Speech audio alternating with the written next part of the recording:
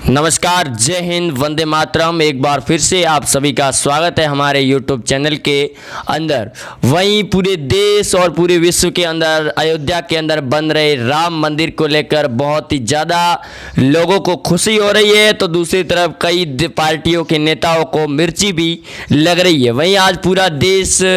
उत्तर प्रदेश की अयोध्या नगरी में भगवान श्री राम की जन्मभूमि और नींव रखी जाएगी मंदिर की, क्योंकि लगातार पिछले कई वर्षों से केस अटका हुआ था अदालत के अंदर, लेकिन आज आखिरकार पीएम मोदी के कर कमलों से राम भूमि पूजन का शिलान्यास किया जाएगा और इसके बाद में भव्य मंदिर बनेगा अयोध्या नगरी के अंदर। क्योंकि पिछले कई वर्षों से देखा जाए तो मुस्लिम और हिंदू लोगों के बीच में अयोध्या और बाबरी मस्जिद को लेकर कई ज़्यादा चर्चाएं भी रही थी, लेकिन आखिरी वक्त में सुप्रीम कोर्ट ने बड़ा फैसला दिया और आज सभी हिंदू लोगों का एक सपना भी पूरा होने जा रहा है। वहीं आप सभी को राम भूमि पूजन की हार्दिक बधाई और शुभकामनाएं भी दे रहे हैं और आप लाइव टीवी के साथ ज़रूर जुड़िएगा। पीएम मोदी के द्वारा राम भूमि पूजन किया जाएगा इसके ऊपर। वहीं अब बात करें महाराष्ट्र और राजस्थान के अंदर राम मंदिर को लेकर भी सियासी राजनीतियों ने अपना बयान देना शुरू कर दिया है। दूसरी तरफ भाजपा पार्टी ने कहा है कि इस भूमि पूजन के अंदर धर्म होना चाहिए, ना कि राजनीति, क्योंकि कुछ ऐसे राजनेता है जो लगातार राम भूमि पूजन को लेकर भी भाजपा पार्टी हो या फिर कोई दिग्गज नेता उस पर लगातार निशाना भी साध रही है, जिसकी वजह से उनको काफ़ी ज़्यादा ट्रोल भी होना पड़ रहा है। अगर महाराष्ट्र के सीएम उद्धव ठाकरे की बात करें तो यहाँ पर भी बड़ा एक्शन लिया गया है गृह मंत्री अमित शाह के द्वारा, क्योंकि उद्धव ठाकरे ने पिछले हफ्ते ही एक बड़ा बयान दिया था कि 5 अगस्त यानी कि आज के दिन राम भूमि पूजन का होने वाले शिलान्यास को ई शिलान्यास के जरिए किया जाए, ताकि वहाँ पर लोगों की भीड़ इकट्ठा नहीं हो, जिसके ऊपर महाराष्ट्र में भी सियासी घमासान मच गया। एनसीपी और अजीत पवार ने भी उद्धव ठाकरे को बड़ा झटका देते हुए उद्धव ठाकरे को ही फटकार लगा दी, क्योंकि करोड़ों हिंदू वासियों का एक जो सपना पूरा होने जा रहा था उसको लेकर भी उद्धव ठाकरे कह रहे कि ई भूमि पूजन किया जाए। वहीं पीएम माननीय मोदी आज अयोध्या पहुंचेंगे और वहां पर भूमि राम का पूजन भी करेंगे, आरती भी करेंगे। वहीं उद्धव ठाकरे को निमंत्रण नहीं देने के बाद महाराष्ट्र सरकार में भी बड़ी टकरार पैदा हो चुकी है, क्योंकि एक तरफ मध्य प्रदेश के पूर्व सीएम कमलनाथ ने भी बड़ा बयान दिया है और राम भूमि पूजन को लेकर उन्होंने कहा कि आज एक पूरे देशवासियों का सपना भी पूरा होने जा रहा है। लेकिन महाराष्ट्र के सीएम उद्धव ठाकरे और एनसीपी शरद पवार और कांग्रेस की पार्टी लगातार भाजपा के इस जो राम भूमि पूजन किया जा रहा है पीएम मोदी के द्वारा, इसको लेकर भी सवाल खड़े किए जा रहे। यानी कि अंदेशा ये लगाया जा सकता है कि महाराष्ट्र के अंदर सीएम उद्धव ठाकरे और महाराष्ट्र की बनी महा विकास अघाड़ी की सरकार खुश नज़र नहीं आ रही है, क्योंकि हाल ही में राजस्थान के अंदर भी बीजेपी पार्टी के द्वारा ऑपरेशन लोटस चलाया गया और अभी भी कांग्रेस के करीब राजस्थान में 90 विधायक है जो होटलों के अंदर बाड़ेबंदी की हुई है और उद्धव ठाकरे और अब राजस्थान के सीएम अपनी कुर्सी को बचाने के लिए नए नए पैंतरे भी अपना रहे। यहाँ तक कि भाजपा पार्टी ने यह भी बयान जारी कर दिया है कि पहले मध्य प्रदेश के अंदर सरकार गिर गई कांग्रेस की और कांग्रेस मुक्त कर दिया मध्य प्रदेश को, और अब राजस्थान की बारी है, क्योंकि यहाँ पर पिछले 3 सप्ताहों से लगातार सियासी उठापटक का दौर शुरू हुए। सचिन पायलट जो राजस्थान के उप मुख्यमंत्री थे उनको पार्टी से बर्खास्त कर दिया और कांग्रेस प्रदेशाध्यक्ष से भी बर्खास्त करके पार्टी से ही बाहर कर दिया, जिसको लेकर राजस्थान के सीएम अशोक गहलोत ने उन पर बयानबाजी भी की। और अब महाराष्ट्र के सीएम उद्धव ठाकरे और एनसीपी प्रमुख शरद पवार के बीच में खींचातानी साफ तौर पर सामने आ चुकी है, क्योंकि शरद पवार राम भूमि पूजन के अंदर जाना नहीं चाह रहे थे, लेकिन उद्धव ठाकरे एक तरफ राम मंदिर के लिए जो कोर्ट के अंदर सुप्रीम कोर्ट में सुनवाई चल रही थी उसके अंदर भागीदारी निभाई थी, और अब जब वह भूमिका के अंदर पूरी तरह से साफ हो गया कि राम मंदिर की नींव और भूमि पूजन पीएम मोदी के हाथों से 5 अगस्त को किया जाएगा अयोध्या के अंदर, जिसको लेकर उद्धव ठाकरे तरह तरह के बयान दे रहे हैं और कांग्रेस को बड़ा झटका भी लग रहा है। वहीं उद्धव ठाकरे के खिलाफ ऑपरेशन शुरू हो चुका है महाराष्ट्र के अंदर, ऑपरेशन अरुणा से, और करीब ये भी बताया जा रहा है कि एनसीपी प्रमुख शरद पवार लगातार उद्धव ठाकरे से हफ्ते के अंदर 4 से 5 बैठकें भी कर रहे। वहीं आदित्य ठाकरे सुशांत सिंह राजपूत को लेकर भी काफ़ी ज़्यादा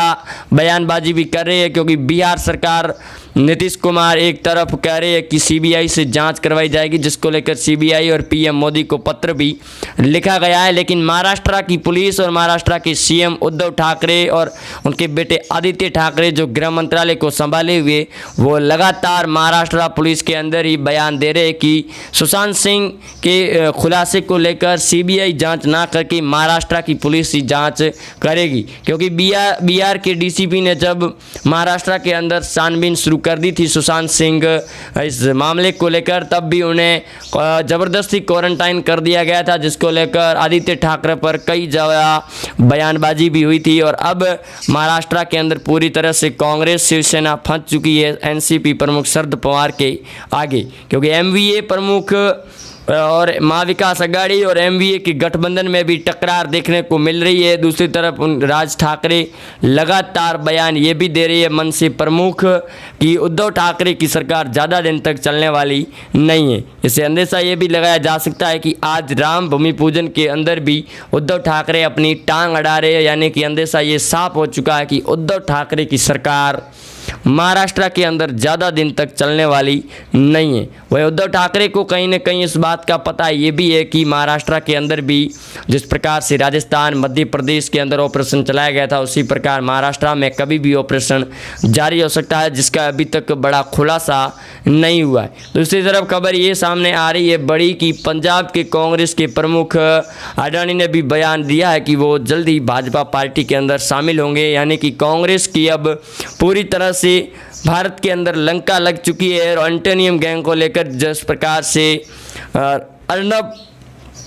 बयान दे रही है और लगातार रिपब्लिक भारत पर जो कैंपेन चला रही है, उसको अगर देखा जाए तो कई बार अर्नब गोस्वामी पर भी कांग्रेस पार्टी ने बयान दे चुकी है। और लेकिन अब महाराष्ट्र के प्रमुख शरद पवार, उद्धव ठाकरे और सोनिया गांधी के खिलाफ में ऑपरेशन की कार्रवाई शुरू कर दी गई है, क्योंकि राजस्थान के बाद में अब सीधा महाराष्ट्र का ही नंबर है। वहीं राजस्थान के अगर सियासी उठापटक में कल हाई कोर्ट ने जो कांग्रेस पार्टी को बड़ा झटका दिया, अगर उसकी बात करें तो जो एसओजी की टीम थी और लगातार टेप कांड को लेकर और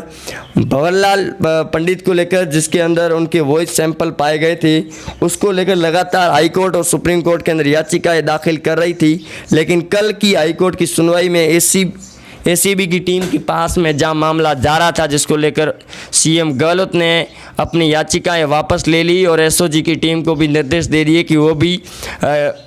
केंद्रीय मंत्री गजेंद्र सिंह शेखावत के वॉइस सैंपल नहीं लेगी। क्योंकि आपको बता दें कि अगर राजद्रोह का मुकदमा चलता है तो फिर एसीबी या फिर सीबीआई टीम कभी भी इस मामले की छानबीन कर सकती है, जो गहलोत सरकार के हाथ से फिसल जाती है। और गहलोत अपने हाथ से इस राजस्थान पुलिस से केस को निकलवाना नहीं चाह रहे, जिसकी वजह से राजस्थान के जो करीब 80 विधायक हैं उनको जैसलमेर शिफ्ट कर दिया गया है और बाकी के कई ऐसे विधायक हैं जो अभी भी फरार चल रहे। वहीं बसपा प्रमुख मायावती ने भी अशोक गहलोत के खिलाफ मोर्चा खोल के रखा है। दूसरी तरफ अब महाराष्ट्र में भी लगातार छानबीन शुरू हो चुकी है। दूसरी तरफ पंजाब के अंदर भी कांग्रेस की बगावत की सुर देखने को मिल रही है, जो बड़ी अपडेट सामने आ रही है। वही गुजरात के अंदर करीब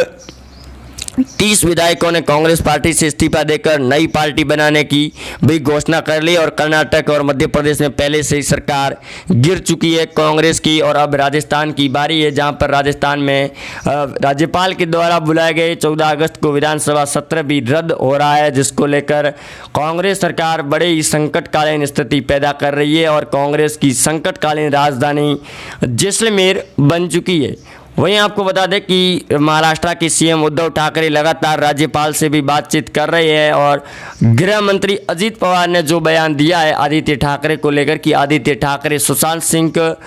जो घटना है उसके अंदर अपनी अहम भूमिका निभा रहे हैं और खुलासे नहीं होने दे रही, जिसकी वजह से अर्नब गोस्वामी ने बड़ा एक कैंपेन भी चला रखा है महाराष्ट्र की उद्धव सरकार के खिलाफ में। दूसरी तरफ मनीष कुमार ने भी बयान दिया है। वहीं गृह मंत्री अमित शाह अभी तक क्वारंटाइन के अंदर है, लेकिन राम भूमि शिलान्यास और पूजन के अंदर शामिल नहीं होंगे, जिसके ऊपर भी कांग्रेस पार्टी और उद्धव ठाकरे ने राजनीति शुरू कर दी थी, जिसके ऊपर भी भाजपा पार्टी ने उन्हें कई ज़्यादा फटकार भी लगाई गई है। वही उद्धव ठाकरे की अब कुर्सी बचना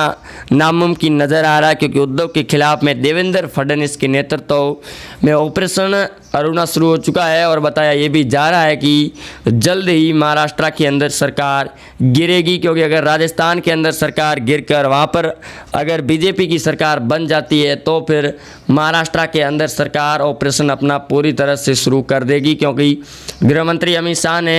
बयान ये भी दिया है कि जल्द ही महाराष्ट्र में भी भाजपा और एनसीपी की सरकार बनेगी, क्योंकि अभी अट्ठावले जो भाजपा के वरिष्ठ नेता और केंद्रीय मंत्री है उन्होंने एक बयान दिया था कि